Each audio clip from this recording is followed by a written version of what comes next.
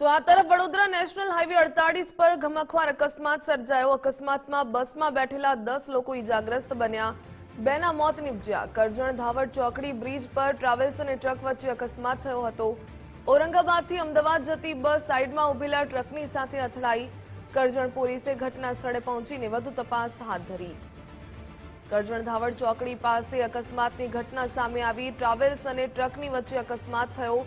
ઔરંગાબાદથી અમદાવાદ જતી બસ સાઈડમાં ઉભેલા ટ્રકની સાથે અથડાઈ ગઈ। અકસ્માતની ઘટનામાં 10 થી પણ વધુ લોકોને ઈજા પહોંચી, જ્યારે 2 લોકોના મોત નિપજ્યા હોવાનું સામે આવ્યું। વડોદરા નેશનલ હાઈવે 48 પર ગમખ્વાર અકસ્માતની આ ઘટના, જેમાં બસમાં બેઠેલા 10 લોકોની ઈજાઓ પહોંચી। 2 વ્યક્તિઓના મોત નિપજ્યા હોવાના પણ અહેવાલ પ્રાપ્ત થયા। વધુ વિગત મેળવીએ સંવાદદાતા અલ્પેશ સુથાર પાસેથી। અલ્પેશ, કરજણ ધાવડ ચોકડી પાસે અકસ્માતની ઘટના સામે આવી। 2 લોકોના મોત નિપજ્યા, 10 લોકો ઈજાગ્રસ્ત બન્યા। તેમની સ્થિતિ કેવી અને કયા કારણોસર અકસ્માત સર્જાયો? પોલીસે શું તપાસ કરી? બિલકુલ થી વડોદરા નેશનલ હાઈવે 48 પરની આ ઘટના છે।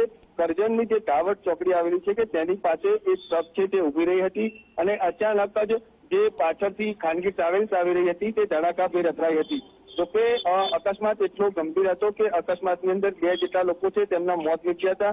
25 થી વધુ લોકોનું કરજણની જે ફાયરની ટીમ છે તેમના દ્વારા રેસ્ક્યુ પણ કરવામાં આવ્યું હતું।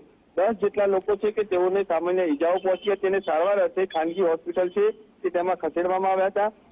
મહત્વની વાત અહીંયા એ છે કે વહેલી સવારની આ ઘટના છે અને જે રીતે આપણે વાતાવરણ પણ જોયું છે કે સતત ધુમ્મસવાળું રહેતું હોય છે અને તેના જ કારણે ક્યાંક ને ક્યાંક આ જે બસ છે તેનો અકસ્માત થયો હોવાની હાલ વિગતો છે તે મળી રહી છે। જોકે આ અકસ્માતની અંદર 2 જેટલા લોકોના મોત થયા હતા અને કરજણ પોલીસે ઘટના સ્થળે પહોંચી કાર્યવાહી છે તે હાથ ધરી છે।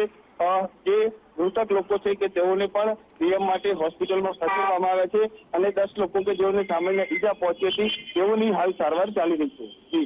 જી અલ્પેશ, ધન્યવાદ જાણકારી બદલ।